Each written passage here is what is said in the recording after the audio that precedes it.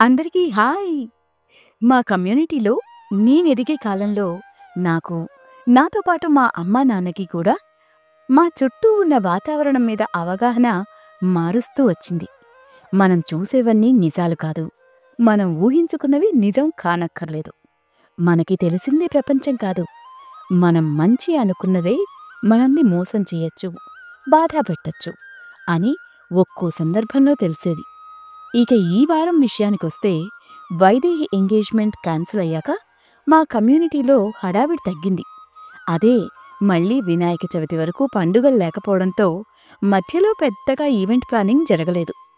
కానీ ఓ ఆదివారం పొద్దున అమ్మ అరుచుకుంటూ, రాత్రంతా నువ్వు నాన్న సినిమాలు చూడ్డం, ఆదివారం మీ ఇష్టం వచ్చినట్టు లేవడం, ఇంట్లో పనులెవరు చేస్తారు? ఆడపిల్లవి ఇంట్లో పనులు నేర్చుకోనక్కర్లేదా? పోనీ చదువుతావా అంటే అదీ లేదు. శశిని పట్టుకునే ఎగ్జామ్స్ ముందు బట్టి బట్టి రాసి పాసవుతున్నావు. జీవితంలో ఏమవ్వాలో క్లారిటీ లేదు అని నన్ను తిడుతూ వంటింట్లో గిన్నెలతో శబ్దం చేసుకుంటూ మిక్సర్ గ్రైండర్ బ్యాక్గ్రౌండ్తో నిద్రలేపింది. నాకు చాలా కోపంతో తలనొప్పి కూడా వచ్చింది. ప్రతి ఆదివారం మీ అమ్మకి మనతో ఏదో ఒక గోల. నువ్వెళ్ళి ఆ గోలేంటో చూడు అన్నారు నాన్న. నేను కోపంగా, అమ్మా, శశక్క లేకపోతే నేను చదవలేనా? నువ్వు లేకపోతే వంట చేయలేదా? ఇప్పుడు నీ బాధ ఏంటి? నా చదువు గురించా? నేను లేటుగా లేచిన దాని గురించా? ఏదో ఒకటి ఫిక్స్ అవ్వు. అయినా పక్కింటి మహాలక్ష్మి గారిలా సుప్రభాతంతో లేపాలి గాని నాకు రోజు ఈ తిట్లేంటి అని అరుచుకుంటూ అమ్మ దగ్గరికెళ్ళాను. ఆవిడ ప్రతి ఉదయం 6ంటికి పాడుతుంది కదా, నువ్వు ఈరోజు తీరిగ్గా 10ంటికి లేచావని నేను పాడాలా? బుద్ధుందా? ఆదివారం 4 రుచులు అడుగుతారు కదా అని నువ్వు నాన్న నేనొక్కదాన్ని ఎలా చేస్తాను? నువ్వు సాయం చేయాలి అని నీకు చెప్పాలా? పైగా ఉప్పు తగ్గింది, కారం ఎక్కువైంది అని వంకలు పెడతారు. ఏ రోజైనా త్వరగా లేచి, అమ్మా, ఈరోజు ఏం చేద్దాం, ఏం సాయం చేయను అని అడిగావా? బాబాయ్ అంకుల్ అని వాళ్ళింటికి తిరిగొస్తావు. ఏనాడైనా వాళ్లతో వెళ్ళి కూరలు తీసుకొచ్చావా? ఇప్పుడు నాకు నీతులు చెప్తున్నావా అని నన్ను ఏడిపించాలని ఉల్లిపాయలు నా వైపు కట్ చేయమని తోసింది. కూరలు తెస్తే బెండకాయలు ముదిరాయని, వంకాయలకి పుచ్చులున్నాయని, చిక్కుడుకాయకి పీచులున్నాయని వంకలు పెడతావు. కాబట్టి నిన్నే తెచ్చుకొనివ్వాలి అని నాన్నే చెప్పారు అన్నాను ఉల్లిఘాటుకి ఏడుస్తూ. సరే, అలా ఏడవకు, ఈ క్యారెట్ కట్ చెయ్యి. అయినా రాత్రి అదేం సినిమా? మన భారతీయ భాషలో లేదు. నాన్నంటే ఆ తిక్క బాస్ మీద ఫ్రస్ట్రేషన్ పోయేందుకు అలాంటివి చూసుకుంటారు. నీకవన్నీ ఎందుకు అని మళ్ళీ అరిచింది. అమ్మా, కథలు చెప్పాలంటే కథలు ఎలా చూపిస్తారో తెలుసుకోవాలి కదా అన్నాను. కథలు చెప్పడమేంటి? యానిమేషన్లు, ఈ కథలు కాకరకాయలు మనకొద్దు. లక్షలు పోసి చదువుతున్నావు. శ్రద్ధగా చదివి సాఫ్ట్వేర్ ఉద్యోగం తెచ్చుకో అని అరిచింది. అమ్మా, నీకెన్నిసార్లు చెప్పాలి అని నేను చెప్పబోతుంటే, వద్దు అంటే వద్దు అని కోపంగా సాధిస్తుండగా, అర్థం కాని అరవ డబ్బింగ్ సీరియల్లా ఏంటి పొద్దున్నే మీ ఇంట్లో ఎంత సందడి అంటూ వచ్చింది శృతిగారు. అదే శృతి టీచర్ గారు. అమ్మ వెంటనే శాంతమూర్తయిపోయి, మీరా, లోపలికి రండి, టిఫిన్ చేశారా? మా గోలదేవుంది, మామూలే. అమ్మని కదా నేనంటే లోకువ. మీ సంగతేంటి? ఎప్పుడు ప్రయాణం? ఏంటిలా వచ్చారు అని అడుగుతూనే మధ్యలో నన్నొచ్చి పలకరించమని సైగ చేసింది. హలో శృతిగారు అని తప్పించుకోలేని నవ్వు నవ్వుతూ నుంచున్నాను. నాన్న తొంగి చూసి దాక్కున్నారు. మేమింకో 2 రోజుల్లో దుబాయ్కి వెళ్ళిపోతున్నాం. అత్తగారు మామగారు భద్రాచలం వెళ్ళిపోతాం అంటున్నారు. అక్కడ ఇంట్లో ఉంటేనే మామగారికి రాముడి సన్నిధిలో ఉన్నట్టు ఉంటుందట. మా విల్లా రెంట్కివ్వమని శేషగిరి గారికి చెప్పాం అని ఆవిడంది. సరదాగా కలిసిపోయాం. ఇప్పుడు మీరు వెళ్ళిపోతే లోటుగా ఉంటుంది. మాకు సీరియల్ అప్డేట్ ఇచ్చేవారుండరు అని సీరియల్ ఎమోషన్ పండించింది అమ్మ. నేను మా అత్తగారు కూడా వెళ్లే ముందు అందరితో సమయం గడపాలని, పైగా ఆయనకి మీరెవ్వరూ తెలియదు కాబట్టి వెళ్ళిపోయే ముందు ఈ రాత్రికి భోజనాలు ప్లాన్ చేశాం. అందర్నీ పిలిచే స్నేహం లేకపోయినా ప్రైమ్ టైమ్ సీరియల్స్ లాంటి మీలాంటి వాళ్ళనైనా పిలవమని పంపారు అత్తగారు. ఆదివారం కదా, అందరూ ఇంట్లోనే ఉంటారని వచ్చాను అని నన్ను చూసి, నువ్వు నాన్న కూడా రావాలి, సరేనా అని అమ్మని చూసి, రండి, లేకపోతే నేను అత్తగారు కూడా బాధపడతాం అని సీరియల్లో సీన్ లాగే 3 సార్లు చెప్పిందావిడ. మీరు ఇంత హడావిడిలో కూడా పిలిచారు, వస్తాం అంది అమ్మ. ఆవిడ వెళ్ళిపోయింది. నాన్న ఏమీ తెలియనట్టు, ఏంటి ఈరోజు స్పెషల్ వంటలు అనుకుంటూ వచ్చారు. Arabic coffee with shawarma, camel meat with ఖర్జూర పళ్ళు అనుకుంటాను నాన్న అన్నాను. ఏంటి, దుబాయ్ వెళ్తున్నారని వేళాకోళమా? పాప ఆవిడ ఎంత ప్రేమగా పిలిచింది. వెళ్దాం, సండే కాబట్టి సెలవు సమస్య కూడా లేదుగా అని అమ్మ నాన్నని ఒప్పించేసింది. నీకు 4 రకాలు వండడం తప్పుతుందనే కదా అన్నాను. అవును, నేను వండను, నేను వెళ్తున్నాను అని తేల్చి చెప్పేసింది అమ్మ. ఇక మాకు తప్పుతుందా? మేము రాత్రికి డిన్నర్కి రెడీ అయి అమ్మతో శృతిగారింటికి అమృతం వీకెండ్ టీవీ సీరియల్ టైంలో వెళ్ళాం. శృతిగారి దుబాయ్ భర్తగారు ప్లీజ్ కమ్ అని ఆహ్వానించారు. పక్కింటి బాబాయ్ గారు నన్ను చూసి ఏంటి ఇంత లేటు, మీకోసమే వెయిటింగ్ అన్నారు. అప్పటికే సత్యగారి ఫ్యామిలీ వచ్చేసింది. ప్రణయ్ గారు క్రికెట్ బ్యాట్ విరిగిందని ఏడుస్తుంటే శృతిగారు వాడి చేతిలో గ్లోబ్ పెట్టారు. ఆడవాళ్లు వంటింట్లో ఉన్నారని అమ్మ నన్ను వదిలేసి వెళ్ళిపోయింది. ఆ ప్రణయ్ గాడు ఆడదాం అని ఆ గ్లోబ్ని నా వైపు విసిరాడు. ఒరేయ్, అది బాల్ కాదురా అని శివగారు క్యాచ్ పట్టి వాణ్ణి కార్తీక్ గాడితో ఆడుకోమన్నారు. నేను వాడితో ఆడాను, వాడి కొత్త రిమోట్ కార్ నాకు ఇవ్వలేదు, బ్యాడ్ ఫెలో అనేశాడు ప్రణయ్. ఏరా, నీకు గుడ్డు బ్యాడు కూడా తెలుసా అని వాడిని మగవారు సెంటర్ చేసి నవ్వుకున్నారు. విజేత సూపర్ మార్కెట్ ఆయన పిల్లలకి చాక్లెట్స్ ఇస్తూ నాకు ఇచ్చారు. ఈలోగా శృతిగారు మేడ మీదకి రండి, భోజనాలక్కడా అంటూ అందర్నీ పిలిచారు. నేననుకున్నట్లు కాకుండా అదిరిపోయే బిర్యానీ, రోటీ విత్ పన్నీర్ కూర్మా వడ్డిచ్చారు. శేషగిరి గారు వాళ్లను కూడా పిలిచాను, కానీ వేరే ప్రోగ్రాం ఉంది, రాలేం అన్నారు శృతిగారి అత్తగారు. ఇంకో సంబంధం చూడ్డానికి వెళ్ళలేదు కదా అని అడిగారు శివగారు. లేదులే, మొన్న జరిగిన దాని తర్వాత ఏ పుణ్యక్షేత్రానికైనా వెళ్ళి రావాలి అనుకున్నారు అన్నారు బాబాయ్ గారు. మరి పావనిగారు అని అడిగింది శశక్క. నెలకోసారి పౌర్ణమి వచ్చినట్టు, ఎప్పుడో సినిమా వాళ్లు బయట కనిపించినట్టు ఆవిడెప్పుడూ వీవీఐపీ స్టైల్లో కనిపిస్తుంది అన్నారు సత్యగారు. అదే వాళ్ళ అబ్బాయిని విజయవాడ హాస్టల్లో వేశారుగా, చూడ్డానికి వెళ్ళినట్టున్నారు అన్నారు శృతిగారి అత్తగారు. అవునా, ఆ అబ్బాయి అరవింద్ అని, ఇంటర్ అని తెలుసు, హాస్టల్ దేనికి అడిగింది అమ్మ. ఏమో, వివరాలు తెలీదు, మా పక్క విల్లా కదా, అప్పుడప్పుడు కొన్ని మాటలు అరుపులు వినపడతాయి అని ఆవిడన్నారు. శ్రీరామనవమి ముందు రోజు విజయవాడలో హాస్టల్ గురించి తెలుసా అని పావని హస్బెండ్ డాక్టర్ గారు నన్ను అడిగారులేండి, తెలిసిన వాళ్ళున్నారు అని నంబరిచ్చాం అన్నారు శృతిగారు. ఇక ఎవ్వరికీ ఏమీ వివరాలు తెలియక, ఇంకేంటబ్బాయి రవి, సినిమా ఎప్పుడు? మేము భద్రాచలం వెళ్ళిపోయినా నీ సినిమా వస్తే చెప్పు అని అన్నారు శృతిగారి మామగారు. మీరిక్కడే ఉండొచ్చుగా అన్నారు బాబాయ్ గారు. లేదండి, ఆ రాముడి పాటకి ఆ నీళ్లకి అలవాటైన ప్రాణం, ఇక్కడ నాకు ఇబ్బందిగా ఉంది. రామనవమి కాబట్టే అప్పుడొచ్చాను. మహాలక్ష్మి గారి త్యాగరాజ కీర్తనలు విని ఎంతో ఆనందించాను. అక్కడ నాకు ప్రతిరోజూ అలాగే వినిపిస్తాయి. ఈ మధ్యే శంషాబాద్ సీతారాముల గుడికి వెళ్దాం అనుకుంటే ఆటో కూడా రాలేదు. రవి ఫోటోలబ్బాయి తీసుకెళ్లారు.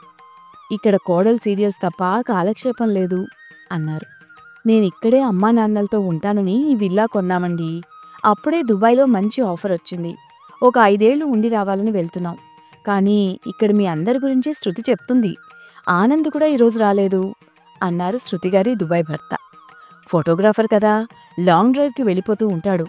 నెక్స్ట్ మంత్ ఆర్ట్ ఎగ్జిబిషన్ ఉందని అనుకుంటా అన్నాడు రవి. అందరం తినేశాక మగవారు డాబా మీదే ఉన్నారు. అదే సిగరెట్లు, దుబాయ్ బ్రాండ్ పానీయాలు ఉంటాయి గదా.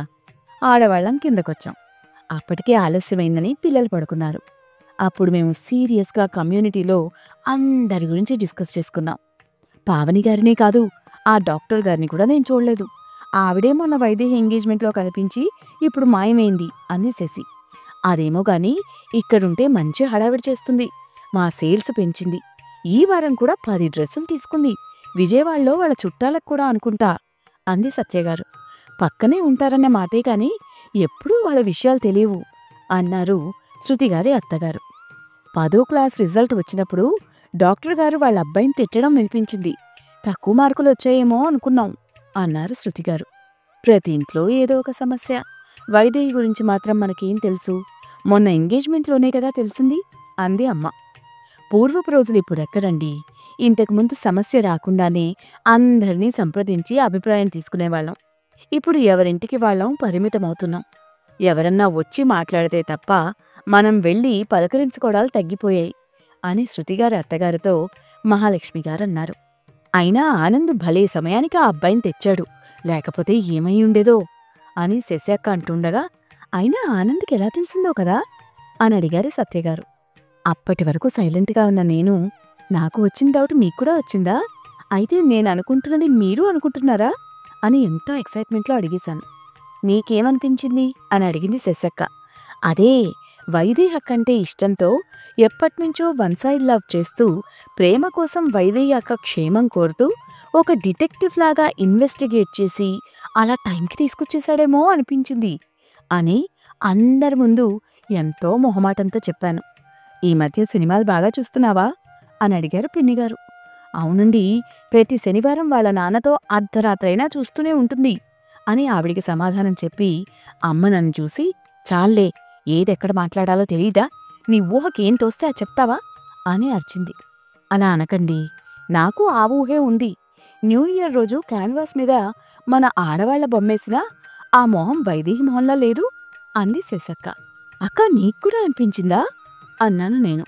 ఆ అమ్మాయి అప్పుడే డాన్స్ చేసింది కదా, అందుకని ఆ ఫేస్ రెఫరెన్స్ తీసుకున్నాడేమో అన్నారు పిన్నిగారు.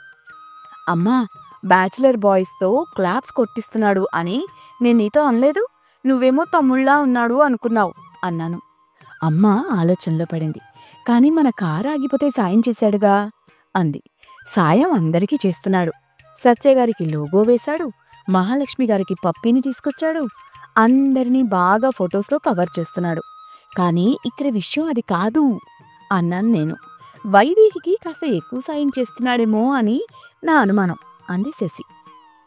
మరి కొందరు అబ్బాయిల్ని కూడా పిలిచి క్లాప్స్ కొట్టించాడు. ఆ రోజు నేను గమనించాను. ఆ పిల్లల్లో పావనిగారు అబ్బాయి కూడా ఉన్నాడని తర్వాత డ్రెస్ మెటీరియల్ ఇవ్వడానికి వాళ్ళింటికి వెళ్ళినప్పుడు ఆ అబ్బాయిని చూసి అడిగాను. ఆవిడ లేకపోయినా డాక్టర్ గారు కొడుకు వచ్చారని పావనిగారే చెప్పింది అంది సత్యగారు. పిల్లలు ఊరికే కూర్చున్నారని క్లాప్స్ కొడితే కళాకారులకు ఉత్సాహం వస్తుందని తోటి కళాకారుడిగా అనుకున్నాడేమో అన్నారు పిన్నిగారు. విజేత సూపర్ మార్కెట్కొచ్చి స్కెచ్లు బ్రష్లు తీసుకుని నృత్యకారుడు తలపై పెట్టుకునే కుండలు, కాళ్ల కింద పెట్టుకునే ప్లేట్లు ఉన్నాయా లేకపోతే తెప్పించమని అడిగాడని ఆయన ఓ రోజు అన్నారు బ్యూటీ పార్లర్ ఆవిడ. డాన్సర్స్ థీమ్లో పెయింటింగ్ వేయడానికి అడుగుంటాడు అన్నారు మహాలక్ష్మి గారు. శ్రీరామనవమి రోజు నన్ను వైదేహి అక్కని పిలవమని చాక్లెట్స్ కూడా ఇచ్చాడు అని నేనంటే, ఇస్తే నువ్వెలా తీసుకున్నావు అని అమ్మర్చింది. అందరూ ఉన్నారు, కళ్యాణంలో ఆ అమ్మాయి ఒక్కతే లేదని పిలవమని చెప్పుంటాడు, చాక్లెట్స్ నీకిచ్చి పిల్లలందరికీ పంచిపెట్టమని అతని ఉద్దేశం అయిండొచ్చు అన్నారు పిన్నిగారు. కానీ అందులో నా కోసం అని స్లిప్ ఉందాంటీ అన్నాను నేను. అప్పుడే ఎందుకు చెప్పలేదు అని అడిగింది అమ్మ. మీరప్పుడు పెళ్లిలో బిజీ కదా అంటుండగా, అవును, పిల్లలకి పంచెలు పెడుతున్నానా, వాళ్ళకి ధనుస్సు చేస్తున్నాడని అనుకున్నానా, ఆ అమ్మాయి వచ్చిందని ఫొటోస్ తీస్తూ వెళ్ళిపోయాడు అంది సత్యగారు. అమ్మాయి వచ్చినందుకు కాదు, ముహూర్తానికి సమయం అయిందని వెళ్ళుంటాడు అన్నారు పిన్నిగారు. మొన్న నేను ఇంటికి వచ్చేసరికి సాగర్ సంగమం DVD పట్టుకుని వచ్చి రవితో చూస్తున్నాడు, ఆ సినిమానే ఎందుకంటారా ఆంటీ అంది శశి. అది డాన్స్కి సంబంధించిన సినిమా కాబట్టి అన్నారు బ్యూటీ పార్లర్ ఆవిడ. కాదులే, రవికి సినిమాల ఆసక్తి కాబట్టి విశ్వనాథ్ గారి సినిమాలు ల్యాండ్ మార్క్ కాబట్టి తెచ్చుంటాడు అన్నారు పిన్నిగారు. ఆంటీ, రామనవమికి రవి మీరు త్యాగరాజ కృతులు లిస్ట్ రాస్తుంటే ఆనంద్ మిమ్మల్ని పాడమని మార్క్ చేసిన కృతేంటి అడిగింది శశి. ఆంటీ ఆలోచించి, దేహి తవ పద భక్తిం వైదేహి పతిత పావని మే సదా కదా అన్నారు. అందరం వైదేహి పేరు విని నవ్వుకున్నాం. అయితే మామగారిని శంషాబాద్ సీతారాముల గుడికి తీసుకెళ్తే ఆ సీతారాములు వైదేహితో కలుపుతారని తీసుకెళ్లాడేమో అత్తయ్య అన్నారు శృతిగారు. ఇవన్నీ కాదండి, వైదేహి ఎంగేజ్మెంట్కి ఎలా పెళ్లికొడుకు మోసగాడని సాక్ష్యం పట్టుకొచ్చాడు అడిగారు శృతిగారు అత్తగారు. ఏమో ఆలోచించాలి అన్నారు పిన్నిగారు. అయితే మనకి తెలిసి తెలియని లవ్ ట్రాక్ నడుస్తోందన్నమాట అని అప్పటికైనా అర్థం చేసుకుందమ్మ. రవిని అడిగితే మనకెందుకు, అతను బయటపడేంతవరకు మనకనవసరం అని నా మాట తీసిపారేశాడు. పాపం మూగవాడు కదా, ఇబ్బంది పడుతున్నాడేమో, మనమే సాయం చేయాలి అని నేను చెప్పినా, ఆ సాయం చేయాలన్నా అతనికి సాయం అవసరమని తెలిసినప్పుడే చేయాలి కదా, లేకపోతే వాడి మౌనరాగానికి మనం బలైపోతాం అన్నాడు అంది శశి. నిజమే కదా శశి, సాయం చేయడానికి అతని గురించి మనకేం తెలుసు, అసలు మనం ఊహించుకుంటున్నాం కానీ మనం అనుకునేది నిజమో కాదు. నిజమైనా తెలియాల్సింది మనకన్నా ముందు వైదేహికి, అప్పుడు ఆనంద్కి మన సాయం అవసరమైతే మనం చేయాలి అన్నారు పిన్నిగారు. అయితే అది ఇప్పట్లో తేలిది కాదు, మేము దుబాయ్ వెళ్ళామని మాకు అప్డేట్ ఇవ్వడం మర్చిపోకండి అన్నారు శృతిగారు. ఇంతలో మహాలక్ష్మి గారు, వెళ్దామా, మనం పెట్టిన క్యాసెట్ అయిపోయి ఉంటుంది, కళ్యాణి పప్పీలు మిమ్మల్ని కలవరిస్తూ ఉంటాయి అనుకుంటూ బాబాయ్ గారొచ్చారు. ఆయన వెనకే రవి, శివ గారు, మా నాన్న, సూపర్ మార్కెట్ ఆయన వచ్చేశారు. మేము శృతి గారికి జాగ్రత్తలు చెప్పేసి వెళ్ళిపోయాం. ఆ తర్వాత 2 రోజులకి వాళ్ళు వెళ్ళిపోయారు. ఇల్లు ఖాళీ అయిపోయింది. రోజూ నేను కాలేజీ నుంచి వచ్చే సమయానికి శృతిగారి ఇంట్లో టీవీ సీరియల్ సాంగ్స్ ఆగిపోయాయి. సందర్భం దొరికితే ఆవిడ చెప్పే వ్యాసాలు గుర్తుగా మిగిలిపోయాయి. కనిపిస్తే పలకరించే ఆవిడ అత్తగారి నవ్వుమొహం మాయమైంది. మా చిన్న పూజ గదిలో అమ్మ దాచిన భద్రాచలం అక్షింతలు ఆవిడ మామగారి గుర్తుగా ఉండిపోయింది.